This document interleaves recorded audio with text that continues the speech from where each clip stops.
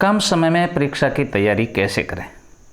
आज के वीडियो का यह टॉपिक बहुत से स्टूडेंट के सामने अभी जब परीक्षाएं शुरू होने जा रही है तो मन में ये रहता है कि साल भर हमारे लिए समय तो था लेकिन हम तैयारी नहीं कर पाए। परीक्षा की तैयारी के लिए साल भर का समय भी हमें पर्याप्त नहीं लगता, यानी हम किन्हीं कारणों से सही ढंग से पढ़ नहीं पाए।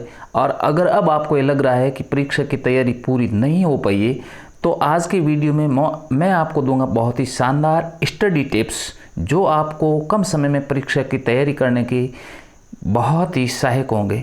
तो इसलिए आप इस वीडियो को ध्यान से देखिए और मैं जितनी बातें बता रहा हूं उसको आप नोट कर लें और अच्छे ढंग से परीक्षा में अच्छे मार्क्स लाने के लिए इस वीडियो को ध्यान से सुनें, देखें।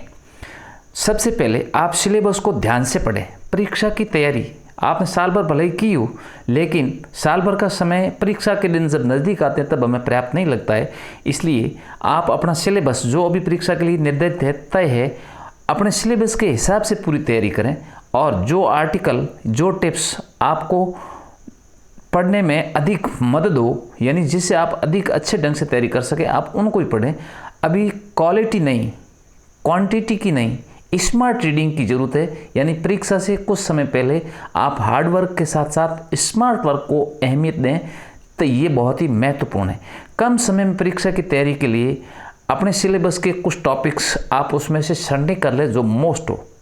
इसके लिए आप क्या करें, पिछले साल के प्रश्न पत्रों को लेकर के आप उसमें से छांटें कि कौन से टॉपिक से किस सब्जेक्ट में किस टॉपिक के ज़्यादा प्रश्न आते हैं और आपके अलग अलग जो लेसन्स होते हैं उनमें से भी आप ये सिलेक्ट कर सकते हैं कि कौन से टॉपिक से कौन से सब्जेक्ट में ज़्यादा प्रश्न पूछे जा रहे हैं, किस टॉपिक पर पूछे जा रहे हैं। तो जो प्रश्न जिस टॉपिक में लगभग हर साल पूछे जाते हैं आप उन टॉपिक को तैयार कर लें। या कुछ टॉपिक ऐसे होते हैं जो कठिन होते हैं लेकिन वो सेम टू सेम प्रश्न हर बार पूछे जाते हैं, तो आप उनको तैयार कर लें। और फिर किस ढंग के प्रश्न पूछे जाते हैं अपने सिलेबस में से उन सबको अच्छी तरह से समझ करके आप परीक्षा की तैयारी करें। इससे आपको ये समझ आ जाएगा कि किस विषय का कौन सा टॉपिक परीक्षा के लिए ज़्यादा महत्वपूर्ण है और अधिक अंकों वाला है। इसके साथ साथ आप मॉडल पेपर से तैयारी अवश्य करें। कम समय में अच्छे अंक लाने के लिए मॉडल पेपर आपकी प्रैक्टिस में परीक्षा की तैयारी में बहुत ही सहायक होंगे। भले ही आपने पूरा सिलेबस अच्छी तरह से पढ़ लिया हो, लेकिन मॉडल पेपर आपको लिख कर प्रैक्टिस कराने में सहायता करेंगे और शायद ये जो प्रैक्टिस है परीक्षा के समय में आपको पूरा पेपर करने में मदद करेगी, क्योंकि मॉडल पेपर परीक्षा के हिसाब से ही तैयार किए जाते हैं। तो परीक्षा के समय पूरा पेपर सॉल्व करने में आपको ये बहुत ही सहायक होंगे। इसलिए परीक्षा की बेहतर तैयारी के लिए आप नियमित तौर पर मॉडल पेपर से प्रैक्टिस करें। मॉडल पेपर सॉल्व करने से न सिर्फ आपकी परीक्षा की देने की स्किल्स बढ़ेगी बल्कि आपकी राइटिंग स्किल भी बढ़ेगी, आपकी हाथ की स्पीड बढ़ेगी, जिससे आप अच्छे ढंग से कॉन्सेप्ट को उस परीक्षा के अंदर क्लियर कर पाएंगे। इसके साथ ही कम समय में याद करने के लिए आपने जो कुछ पढ़ा है पहले उसका रिवीजन जरूरी है। परीक्षा की तैयारी में रिवीजन का बहुत बड़ा रोल होता है। आप चाहे कितना भी पढ़े हो, समय समय पर उस टॉपिक को अगर आपने रिवीजन नहीं किया तो आप भूल जाएंगे। अतः बेहतर होगा कि आप अपने सब्जेक्ट्स का डेली रूटीन के तौर पर रिवीजन करते रहें और कम समय में नियमित तौर पर दोहराते रहें। रिवीजन से आपको अपनी गलतियों का पता चलता रहेगा। इससे आपको एग्ज़ाम से एक दिन पहले लगातार फटाफट रिवीजन करने में भी कम समय लगेगा और परीक्षा में आप कम से कम गलतियाँ कर पाएंगे। आप तैयारी के लिए सबसे पहले शॉर्ट आंसर टाइप क्वेश्चन को तैयार करें, क्योंकि ये नंबरिकल क्वेश्चन होते हैं, एक एक दो दो नंबर के। आप उन छोटे प्रश्नों से अच्छे अंक प्राप्त कर सकते हैं। आप और इन छोटे प्रश्नों की सहायता से आपका जो कंसेप्ट है, जो टॉपिक है, उसको भी आप अच्छी तरह से समझ पाएंगे और ये आपको आने वाले बड़े प्रश्नों को हल करने में भी, उस सब्जेक्ट को क्लियर करने में भी मदद करेंगे। और इस तरीके से आप अपना सिलेबस कम समय में बहुत तेज़ी के साथ पूरे कर पाएंगे। और आप लॉन्ग आंसर्स वाले जो क्वेश्चन है उनको कैसे आंसर करें, तो इसका सबसे बेस्ट तरीका है कि अपने बड़े आंसर्स को आप छोटे छोटे पॉइंट्स में बांट लें, फिर हर पॉइंट के अंदर से पॉइंट बना करके उसको याद कर लें। इससे बड़े बड़े आंसर्स आप 4-5 पॉइंटों में बांट करके बार बार लिख करके याद करेंगे तो आपको अच्छे ढंग से याद हो जाएंगे और बड़े प्रश्नों के उत्तर लिखने में आपको कोई तकलीफ नहीं होगी। अब अपने जिस विषय में आपको कमजोरी लगती है तो अपनी कमजोरी का पता लगाएं कि कौन सा विषय आपके लिए हार्ड है। आप उस विषय पर ज़्यादा मेहनत करें।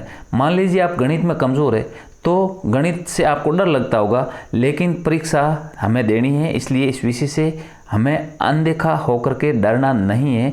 ऐसे विषयों को नज़रअंदाज न करें, क्योंकि 5 विषयों में से कोई न कोई एक विषय, तो 6 विषयों में से जितने भी विषय आपके, उनमें से कोई न कोई तो एक ऐसा होता है जो हमारे दिमाग को स्वीकार नहीं होता, यानी अच्छा नहीं लगता है, लेकिन फिर भी हमें अच्छे मार्क्स लाने के लिए इस विषय की तैयारी करनी होगी।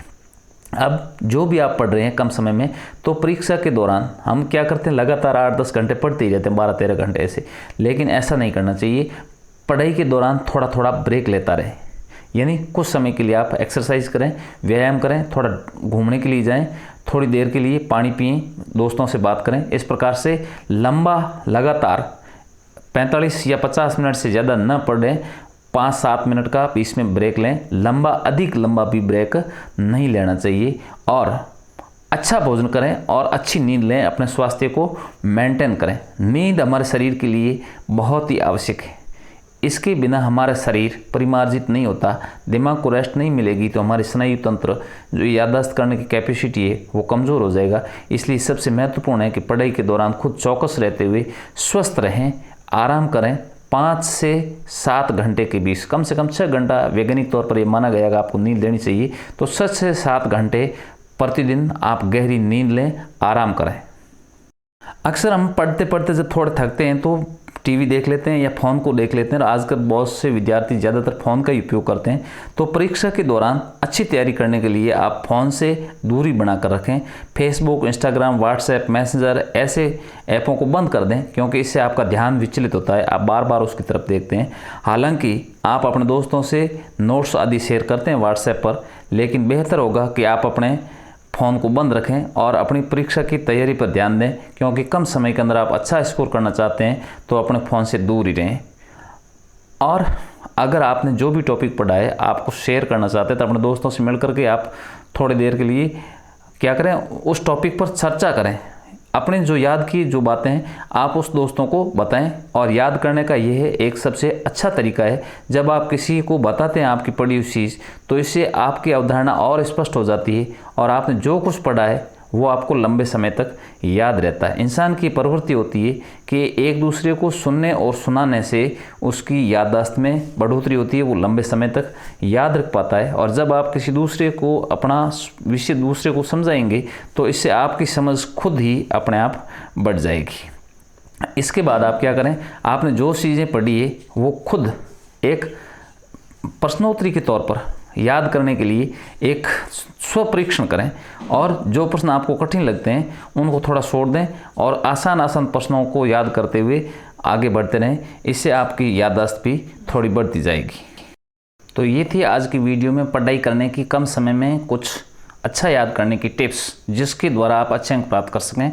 इसको अपन कहेंगे स्मार्ट रीडिंग, जिसके द्वारा आप कम समय में अच्छी पढ़ाई कर सकते हैं, अच्छा स्कोर प्राप्त कर सकते हैं। सबसे महत्वपूर्ण बात यह है और ध्यान रखना है कि बार बार अपने इरादों को बदले नहीं। जो भी आपने टाइम टेबल बनाया है, जो भी विषय आपने सुना है, उसको निश्चित होकर के पढ़ते रहें। और मैंने जो अभी 5-7 पॉइंट बताएं, उसको अगर आप अमल करेंगे तो कम समय में आप अच्छी तैयारी कर पाएंगे और अच्छे अंक अर्जित कर सकेंगे, ऐसा मेरा विश्वास है।